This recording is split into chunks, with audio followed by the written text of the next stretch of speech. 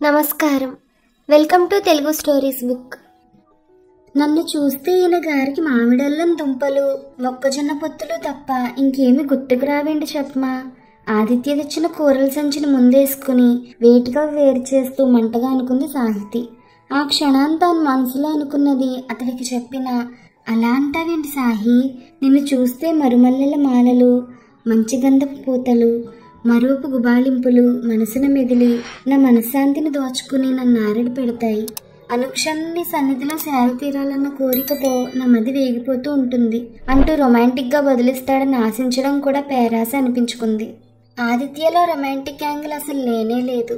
పెళ్ళైన కొత్తలో మాటామంతి లేకుండా ముద్దపంపులా ఉంటూ తనతో మోగ శృంగారం వెలగబెడుతూ ఉంటే కొత్త కదా మొహమాట పడుతున్నాడు అనుకుంది.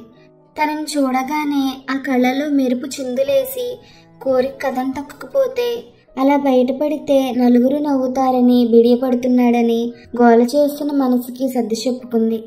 ఆదిత్య ఏనాడు తన అందాన్ని పెదవిప్పి కీర్తించలేదు.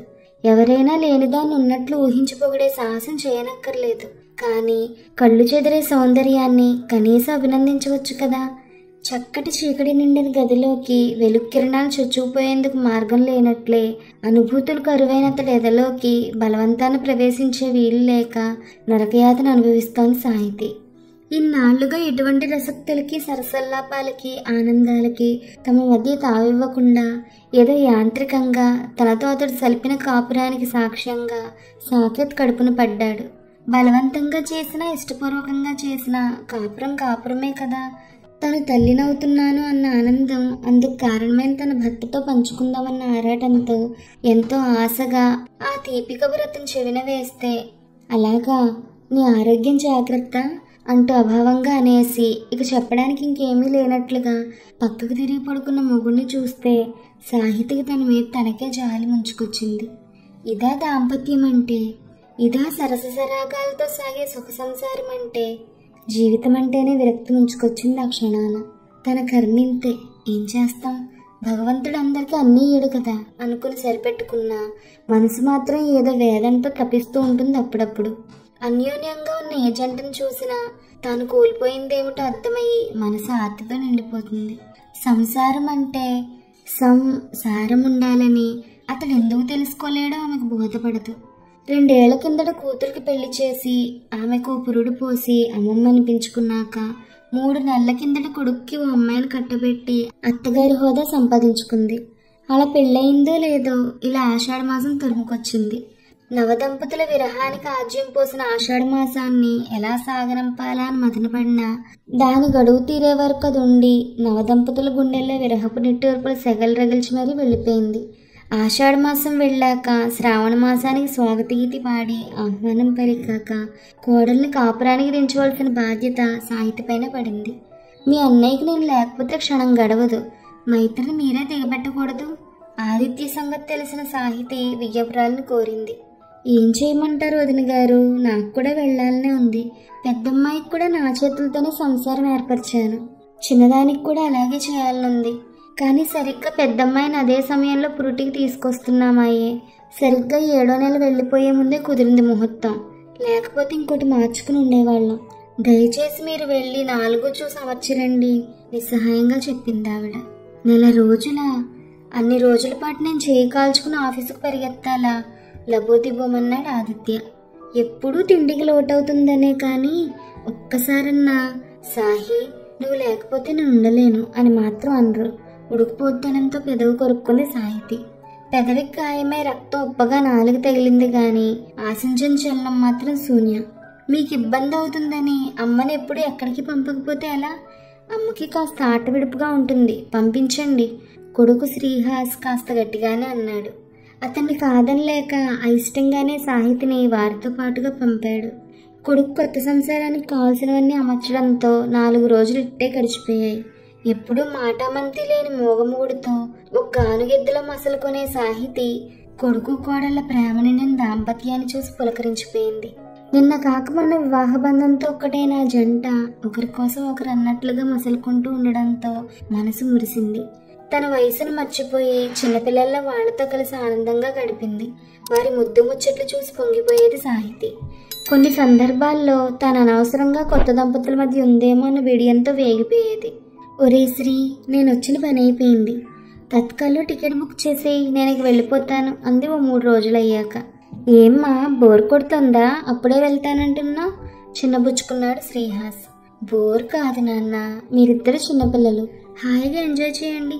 పైగా మీ నాన్న ఒక్కరక్కడ అవస్థపడుతున్నారు అని చెప్పింది సాహితి కొడుకు తల ప్రేమగా నిమురుతూ. ఆయన్ని ఎప్పుడు విడిచుండడం నీకు అలవాటు లేక అలా అంటున్నావు. ఎప్పుడు ఇంటినే పట్టుకుని వేలాడతావు కదా.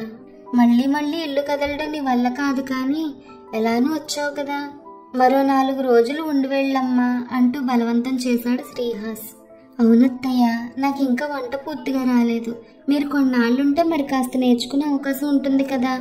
లేకపోతే నా వంట తినలేక శ్రీహాస్ బాధపడతారు. పక్కనే చేరి గారంగా అడిగింది మైత్రి. గ్రహించావు కదా? అల్లరిగా ఆమెను ఆట పట్టించిన శ్రీహాస్ని ఎవరూ చూడడం లేదనుకుని గిల్లేసి, చూడండి అత్తయ్య, శ్రీ ఎలా వెక్కిరిస్తున్నారు అంటూ ఏమీ ఎరగనట్లు అమాయకంగా తనకు ఫిర్యాదు చేసిన కోడలు గడుస్తానని చూసి ముక్కును వేలేసుకుంది సాహితి. కొడుకు కొత్త కాపురాన్ని బదిలం చేశాక ఇంటికొచ్చేసిన సాహితిని చూసి, ఈ 4 రోజులు వండుకుని బయటకు వెళ్ళలేక ఎంత బాధపడ్డానో తెలుసా అని స్వాగతం పలికిన పెద్దదేవుని చూసి అసహనంతో తలబాదుకోవాలన్న ఆలోచనని బలవంతాన్ని ఆపుకుంది. పెళ్ళామంటే వంటలకగా తప్ప మరింక దేనికి పనికిరాదు ఇతగాడికి అంటూ ఆక్రోశించింది ఆమెది. తన మనసు మూగగా మరింతగా ముడుచుకుపోయింది తనలోకి తనే. అన్నాళ్ల వియోగం తర్వాత ఆ రాత్రి భర్త తన మీద చేయి వేసిన దూరంగా జరిగిపోయింది. ఎన్నో ఏళ్లుగా మూసుకుపోయి తుప్పుపట్టిన మనసు తలుపులు అన్ని రోజుల తర్వాత తెరుచుకున్నాక మరబొమ్మల భర్త కౌగిట కరగలేకపోయింది ఎందుకో. బహుశా మనసుకు కూడా ఆనందం కావాలని తొలిసారి తెలుసుకున్నందుకేమో. ఆదిత్య కూడా తొలిసారిగా భార్య ప్రవర్తనకు ఆశ్చర్యపోయాడు. ఏనాడూ లేనిది భార్య తన స్పర్శను తృణీకరిస్తూ అలా ఎడమవడం అతడికి వింతగొలిపింది. తనకి ఇష్టం లేకపోతే నోరిప్పి వాళ్ళు వద్దని చెప్తుంది, కానీ ఇలా మౌనముద్ర దాల్చదు. సాహితి నిద్రపోతోందో లేక నిద్ర నటిస్తోందో తెలియక నిద్రాదేవత తన రెప్పల మీద కొలువు తీరక లేచి హాల్లో కూర్చుని పుస్తకం పట్టుకున్నాడు. పుస్తకంలో ఒక ఆర్టికల్ ఇంట్రెస్ట్గా ఉండడంతో ఆసక్తిగా చదవడం మొదలుపెట్టాడు ఆదిత్య. కొన్నేళ్ల సంసారం తరువాత భార్యాభర్తల మధ్యన సాగే శృంగారంలో మొనాటిని ఎందుకు ఏర్పడుతుందో వివరంగా రాశారు అందులో. ఆ మాటకొస్తే తమ సంసారం ఎప్పుడు యాంత్రికమే కదా మొదటిసారిగా అనుకున్నాడు ఆదిత్య. దానికి కారణం సాహిత కాదు, ముమ్మాటికి తానే. చేదు మాత్ర లాంటి వాస్తవం దిగమింగలేక కాసేపు యాతన పడ్డాడు ఆదిత్య. తేరుకుని మళ్ళీ పుస్తకంలోకి దృష్టి సారించాడు. ఆడవాళ్ల మనసులు పూల కన్నా సున్నితంగా ఉంటాయి కాబట్టి వాళ్ళని జాగ్రత్తగా చూసుకోవాలట. ఎప్పటికప్పుడు భార్య అందాలను మనసారా మెచ్చుకుంటూ ఆమె సౌందర్యం తన కళ్ళకి ఎప్పటికీ నిత్యనూతనమేనని, తనని తన అంతరంగాన్ని నిత్యవనంగా ఉంచే రసౌషధమని అన్యాపదేశంగా ఆమెకు తెలియజేస్తూ ఉండాలట. అలాగే ఆడవాళ్లు కూడా చాలా రోజుల నుంచి సంసారం చేస్తున్నాం కదా, ఎలా ఉన్నా మొగుడు దగ్గరకు వస్తాడు అని అనుకునేందుకు వీలేదట. ఎప్పుడూ పరిశుభ్రంగా ఉంటూ చక్కగా అలంకరించుకుని చిరునవ్వుతో తనను ఆహ్వానించే భార్యని పురుషుడు బాగా ఇష్టపడతాడట. అలాంటి శ్రీమతి సన్నిధిలో సేద తీరాలని ఆరాటపడతాడట. నిరంతరం ఆమె నామమే జపిస్తూ ఆమె చెలిమిలో తన పురుషత్వాన్ని సార్థకం చేసుకోవాలని తపిస్తాడట. ఆ వ్యాసాన్ని ఆశాంతం చదివి పుస్తకం మడిచి టీపై మీద పడేశాడు ఆదిత్య. అందం సంగతి తనకు తెలియదు, కానీ సాహితీ మాత్రం తనకు దొరికిన మహత్తర వరం. ఆ సంగతి తమ వివాహమైన తొలినాళ్ళలోనే తెలుసుకున్నాడు. చక్కటి రూపం, సత్ప్రవర్తన, సంసారాన్ని సర్దుకునే నేర్పు ఇత్యాది మంచి లక్షణాలన్నీ ఒక చోట గుదిగుచ్చితే అది సాహితీ రూపాన్ని సంతరించుకుంటుందనడంలో ఏమాత్రం అతిశయోక్తి లేదు. అటువంటి మహిళా రత్నం తన జీవితంలోకి వచ్చాక కూడా తానింత స్తబ్దుగా ఎందుకున్నాడంటే తన మనసు మీద పడిన కొన్ని మరకలు తనలా జడపదార్థంలా చేశాయేమో. తన చిన్నతనంలో తన ఇంట్లో చూసిన కొన్ని సంగతులు తనలా తయారు చేశాయి. సరు, నీ కళ్ళు కలువరేకులు అంటూ ఏకాంతంలో అంటున్న అన్నయ్యని, సర్లేండి పొగడ్తలకేంటి, అవసరం కాస్త తీరిపోతే ఇవే కళ్ళు చింతాకుల్లా కనిపిస్తాయి. మీరు పొగడినా పొగడకపోయినా పెళ్ళమన్నా పక్కలోకి రాక తప్పదు కదా అంటూ ఈసరించుకునే వదిలిని చూస్తే ఆడవాళ్ళందరూ అలాగే ఉంటారేమో అన్న అపోహ కలిగింది. ఆమెను అలా తయారు చేసిన తన ఇంటి సంప్రదాయవాదుల భావజాలంలో నుంచి తాను బయటకు రావడం మానేసి అందులోకి కూరుకుపోవడం మొదలెట్టాడు. దశాబ్దాల పాట ఊబిలోనే గడిపిన వాళ్ళలా స్త్రీ అంటే చులకన భావం మాత్రం ఏర్పడలేదు. అలాగని ఆమె ఔన్నత్యాన్ని గుర్తించి కీర్తించే తత్వము అలవడలేదు.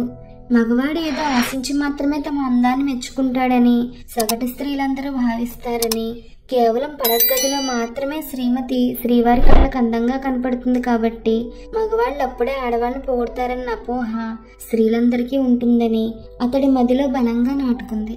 అలాంటివే మరికొన్ని ఘటనలు చూశాక పెళ్లి చూపుల్లో సాహితిని చూసినప్పుడు తన కలరాని ఈమె అని గట్టిగా ఫిక్స్ అయ్యాడు. పద్మపత్రాల్లాంటి విశాలమైన సాహితీ నయనాలు చూస్తే కవిత్వం అంటే ఏమాత్రం తెలియని తన మదిలో కవితావేశం వెల్లువై పొంగేది. అక్షరం ముక్క రానివాడి చేత కూడా కావ్యాలు పలికించే ఆమె కళ్ళు సూదంటు రాళ్లై తనను ఆకట్టుకున్నాయి. 3 ముళ్ళు పడిన తర్వాత తమదైన రస సామ్రాజ్యాన్ని ఇలా శుభతరుణంలో మదిని ముంచెత్తే రసోద్వేగాన్ని బయలుపరచాలని అనుకున్నప్పుడు ఆనాటి వదిన మాటలు మెదడులో మెదిలి తన ఆలోచనలో పడేశాయి. మగవాడు తన పబ్బం గడుపుకునేందుకు అలా మాయదారి మాటలు చెప్తాడన్న ఆవిడ అభిప్రాయమే సాహిత్యకుండుంటే అన్న సందేహం తనలోని రసహృదయపు నోరు నొక్కేసింది. ఫలితం ఇన్నేళ్లుగా రసహీనమైన కాపురం. తన నుంచి ఏదో ఆశిస్తున్నట్లుగా సాహితీ చూసే చూపులు తన్ని వెంటాడకుండా ఒక గిరి గీసుకుని అందులో బతుకుతూ వస్తున్నాడు ఆదిత్య. ఇన్నేళ్ల తరువాత సాహితీ లేని ఇల్లు నిశ్శబ్ద నిలయంలా అనిపించింది. ఆమె అందరి సవ్వడి వినపడిన నిశ్శబ్దం పిచ్చెక్కించింది. ఆమె స్వరం చెవులపడకపోతే ఏదో చైతన్యం లోపించినట్లు అనిపించింది. ఇప్పుడు ఈ వ్యాసం చదివాక, ఇప్పటి సాహితీ ప్రవర్తన సమీక్షించుకున్నాక తనలోని లోపం భూతంలా బయటకొచ్చి తను భయపెడుతున్నట్లు అనిపించింది. ఇన్నేళ్ల తన స్తబ్దత, తన భావ ప్రకటన రాహిత్యం సాహితిని ఇంకెంత భయపెట్టుండాలి. ఆనాటి ఆడపిల్ల కాబట్టి తాను ఎలా ఉన్నా సర్దుకుపోయింది సాహితి. అదే ఇప్పుడు అమ్మాయి అయితే ఈ పాటి విడాకులే. ఆ ఆలోచన రాగానే కంపించిపోయాడు ఆదిత్య. సాహితీ లేని జీవితాన్ని ఊహల్లోనైనా భరించలేనట్లుగా తల విదిల్చాడు. తను ఏం చేయాలో ఆలోచించుకుంటూ బెడ్రూమ్లోకి వెళ్ళాడు. అన్నాళ్లుగా హృదయంలో పెనవేసుకున్న భావావేశం ఒక్కసారిగా బద్దలేని అనుభూతి కలిగింది ఆదిత్యకి. మెల్లిగా సాహితిని కుదిపాడు. ఒక్కసారిగా ఉలిక్కిపడి లేచిన ఆమెకి తన్నే చూస్తూ కూర్చున్న భర్త కనబడ్డాడు. వద్దని చెప్పానా అంటూ విసురుగా ఏదో అనబోయిన సాహితి ఆదిత్య కళ్ళలో నుంచి జారువారుతున్న అనురాగధారలను గమనించి విస్తుపోయింది. ఇన్ని సంవత్సరాల కాపురంలో ఏనాడు ఆ కళ్ళలో అలాంటి భావాన్ని చూడలేస్తాను. అసలు అతడి కన్నులు తను చూస్తే కదా భావాలు కనపడడానికి. ఈ రోజు ఆదిత్య కొత్తగా ఎందుకు కనపడుతున్నాడు? తనని తానే తరచి ప్రశ్నించుకున్న సమాధానం దొరకలేదు. నన్ను క్షమించు సాహి. ఆదిత్య స్వరం వింతగా ధ్వనిస్తోంది. విస్మయంగా చూసింది సాహితి. కొత్తగా ఇదేంటి అనుకుంది సంభ్రమంగా. తన మనసులో మాట తేటతెల్లమయ్యే వరకు, కిక్కిరిసిన హృదయభాండం పొంగిపొరలే వరకు అలా అలా చెప్తూనే ఉన్నాడు ఆదిత్య. వీణులు విప్పార్చి వినడం సాహితీ వంతైంది. ఏవేవో అనవసరమైన భయాలు, ఊహలతో 1 కాదు 2 కాదు ఏకంగా 30 సంవత్సరాలు నిన్ను బాధ పెట్టాను. దేనికైనా సమయం రావాలంటారు. ఆ సమయం మన జీవితాలు ఇప్పటికి వచ్చింది కాబోలు. ఇప్పుడొచ్చి లాభం ఏంటని నువ్వు అనుకోవచ్చు, కానీ ఇప్పటికైనా వచ్చిందని నేను సంతోషిస్తున్నాను. గడిచిపోయిన కాలాన్ని వెనక్కి తీసుకొచ్చే శక్తి నాకు లేకపోవచ్చు, కానీ ఇక ముందు కాలాన్ని ఒక మధుర స్మృతిగా మలచే నైపుణ్యం నాకు ఉందని అనుకుంటున్నాను. నన్ను నమ్ముతావా సాహి? ఆర్ద్రత నిండిన ఆదిత్య స్వరం ఆ నీరవ నిశీధిలో పెళ్లి మంత్రాల ధ్వనిస్తున్నాయి. విభ్రమ నిండిన దృక్కులతో అతన్నే చూస్తూ ఉండిపోయింది సాహితి. చాలు, అతడికి తన మీద అంతులేని అనురాగం ఉంది. ఆ సంగతి తెలిసాక అతడు తన్నే తన అందాన్ని కీర్తించే పనేముంది? అతడి గుండెల్లో కొలువైన రూపం తనదేనని నిరూపితమైన ఆ క్షణంలో మౌనం కూడా మధురాగాలాపనలు గావిస్తున్న అనుభూతి కలుగుతోంది. ఈ అనుభూతి కోసమే తను ఇన్ని రోజులు వెర్రిదానిలో ఎదురుచూసింది. ఇక తనకు ఆ శ్రమ అక్కర్లేదు. ఇప్పుడు అతడి కళ్ళలో నుంచి ధారగా కురిసే ప్రేమ తనను సంజీవన్లా బతికిస్తూనే ఉంటుంది. ప్రతి ఒక్కరి జీవితాల్లో ఏదో ఒక సందర్భంలో కొత్త అధ్యాయం మొదలవుతుంది. ఆ కొత్త కథ ఈనాటికి మొదలైంది తమ బతుకులో. సాహి, నువ్వు ఈ రోజు ఎలా ఉన్నావో తెలుసా? కొత్త పెళ్లి కూతుర్లా, లేత కొబ్బరి ముక్కలా, ఇంకా ఏదో అనుభూతున్న ఆదిత్య పెదవుల్ని తన పెదవులతో మూసేస్తూ అనుకుంది సాహితి. ఇక మా మధ్య మాటల అవసరం ఏముంది? అతని మనసులో నేనే ఉన్నాను రుజువయ్యాక. ఆదిత్య గుండె చొప్పుల్లో తన అస్తిత్వాన్ని వెతుక్కుంటూ కాలం తమ మధ్యన ఘనీభవిస్తూ ఉంటే రసాంబుతిలో ఓల్లాడుతూ మైమర్చిపోయింది సాహితి. అర్ధాంగి అంతరంగం తెరిచిన పుస్తకంలా ఆవిష్కృతమైన ఆ సమయాన సరస సామ్రాజ్యపు చక్రవర్తిలా నిలిచాడు ఆదిత్య.